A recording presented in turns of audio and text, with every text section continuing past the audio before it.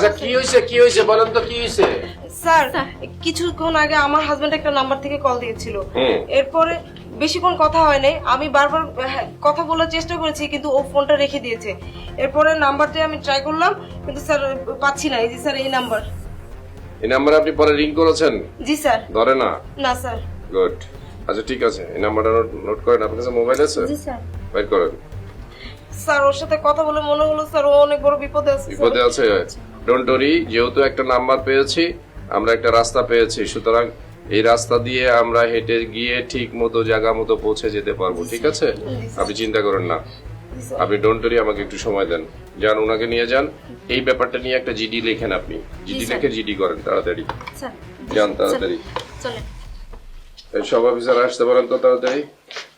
তুই আসেন আসেন আসেন আসেন আসেন আসেন। ওই যে একটা জিনিস হয়েছিল, কি হইলো, যে মানে ভিসার জন্য বিদেশে যাবে এই বলে একটা ছেলে ভিকটিম ছিল। ভিকটিমের বউ দৌড়া এসছে, একটা ফোন নাম্বার থেকে ফোন করে ওর হাজবেন্ডই কথা বলেছে। কি বলেছে? যে আমি খুব বিপদে আছি, আমি যাত্রাবাড়ি এলাকায় আছি, এইটুকু, আর কিছু না। তাহলে এখন আমাদের কাজ কি?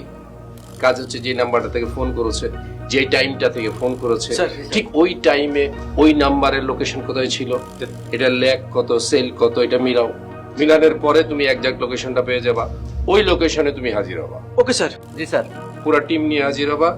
আগে ল্যাক সেল বাইর করো, এগুলা করার পরে পুরো টিম নিয়ে হাজির হবা। হলে অবশ্যই তাকে পেয়ে যাবা। ঠিক আছে স্যার? স্যার স্যার এক্ষুনি quick. Okay sir. Sir sir sir যাও।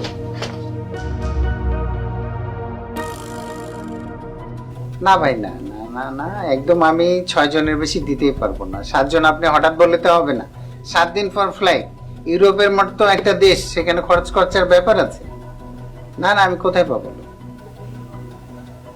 আচ্ছা আচ্ছা ঠিক আছে, আমি ট্রাই করি। হ্যাঁ জি ভাই, জি ভালো থাকবেন। জি মামুন, উনিকে? বস, উনি আমার বন্ধু হয়। জি, আমি রশিদ। আমি মোশা প্রিন্স, এই অফিসের এমডি।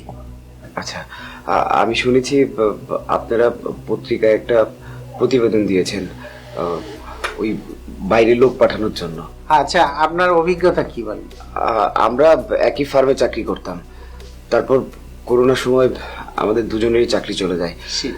তারপর থেকে বেকার, মানে একদম বলতে পারেন ঘরে বসা। এখন বিদেশ যাওয়া ছাড়া আর আমার কোনো উপায় নেই।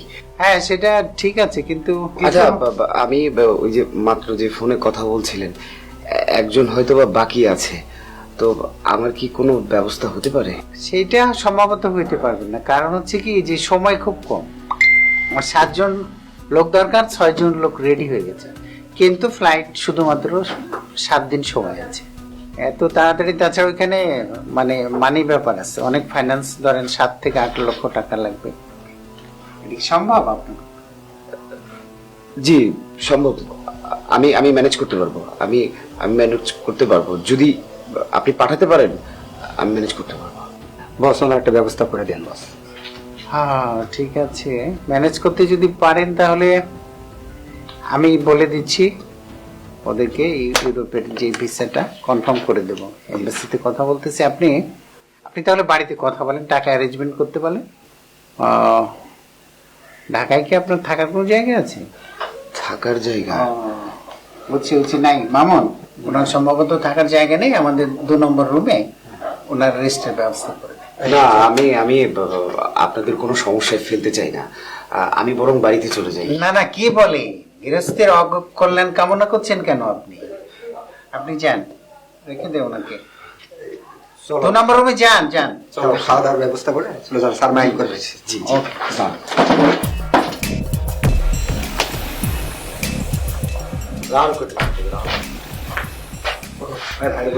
আরে ভাই বসেন বসেন। 2 লাখ টাকা আমার নাকি জানে আমার আলাই বাবা।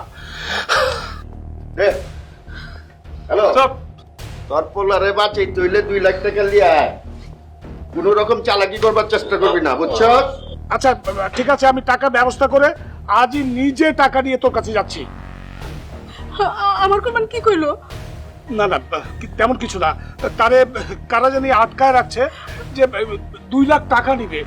তুমি টাকার ব্যবস্থা করো তাড়াতাড়ি, নাহলে আমার কোরবানি মেরে ফেলবে। তুমি ব্যবস্থা করো। আহা কোরবানের মা, টেনশন করো না, যেভাবেই হোক আমি টাকার ব্যবস্থা করে আজই আমি ঢাকায় যাব। হ্যালো হ্যালো কোরবানের মা, আমি কোরবানের খোঁজ পাইছি। পাইছো তুমি? সে এখন অসুস্থ, তাকে আমি হাসপাতালে ভর্তি করেছি। আমি ঢাকায় যাব। তোমার আশা লাগবে না, সে সুস্থ হলে আমি নিজে নিয়ে চলে আসবো। না আমি যাব, আমি আমার ছেলের কাছে যাব। আরে কান্না করো না।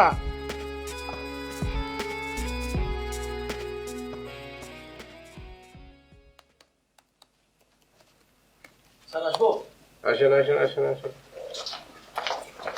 স্যার স্যার ভিকটিমের অবস্থা ভালো না স্যার। ভিকটিম হসপিটালে আছে, ওর বাবা আছে সাথে, আমাদের লোক আছে। আশেপাশে সব পালিয়েছে স্যার। একটা আসামিও ধরতে পারেননি, এই তো? জি স্যার। স্যার সবসময় যে আসামি ধরা পড়বে এমন কোনো কথা নাই। আসামি আজকে ধরা পড়েনি, কালকে পড়বে, নাহলে পরশু পড়বে। দেশ থেকে পালিয়ে যাবে, আবার দেশে ফিরিয়ে আনবো, অথবা ওই দেশ থেকে ধরে আনবো, অথবা বন্দি বিনিময় চুক্তির মাধ্যমে আনবো, অথবা ইন্টারপোলের মাধ্যমে আনবো। সুতরাং কেউ ধরা পড়েনি আসামি, এই জন্য মন খারাপ করার কিছু নাই, ঠিক আছে? ভিকটিমকে বাঁচাতে পেরেছি, this is our success. Sir sir জি স্যার। আমরা এটাকে প্রথমে আমাদের সাকসেসটা ধরে নিব। স্যার এর বিচার করার জন্য, এর আসামিদেরকে গ্রেফতার করার জন্য আমাদের হাতে প্রচুর সময় আছে। স্যার স্যার স্যার আমরা এই সময়টাকে কাজে লাগাবো, স্যার স্যার ঠিক আছে? জি স্যার জি স্যার। সুতরাং সুপারভিশন রাখবেন, ভিকটিমের যেন প্রপার ট্রিটমেন্টটা হয় হসপিটালে, এটা খেয়াল রাখবেন। জি স্যার। Sir second thing is that, সেটা হচ্ছে যে আরেকটা ঘটনা আছে। ওই যে ভিসা প্রসেসিং এর ব্যাপারে এক মহিলা এসেছিল, না হাজবেন্ড 3 দিন ধরে নাই। জি স্যার। এইটাও কিন্তু মাথা থেকে ফেলা যাবে না। একটার পিছনে ধরে আমরা পুলিশ, বুঝছেন? একটা জিনিস মনে রাখবেন, একটার পর একটা ঘটনা আমাদের আসবে, একটার পর একটা ঘটনা আমাদেরকে ফেস করতে হবে। কোনোটাকেই আমরা নেগলেক্ট করতে পারবো না, ঠিক আছে? Okay sir. ঠিক আছে, যাও। Okay sir. স্যার একটারে বস রাস্তায় ফেলাতেছি, ভালো করছে। আরেকটা আরেকটা এরকম জায়গায় রাখছি যে পুলিশ জীবনও খুঁজে পাইব না। ঠিক করছিস।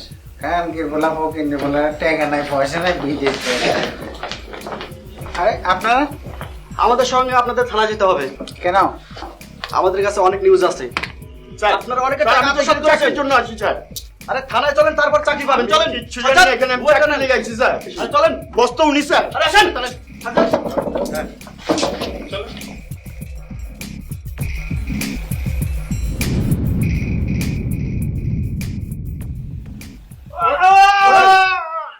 ডং লাই মারাই শুরু করলাম না এর আগেই ডং। মুরব্বি, আমরা চাই না এর চেয়ে বেশি কষ্ট আপনাকে দিই। তাই যা জানেন সব বলেন, সব ঘটনা খুলে বলেন। বলা কি আছে স্যার, ঘটনা তো শুনছেন, যা কম বেশি সত্য।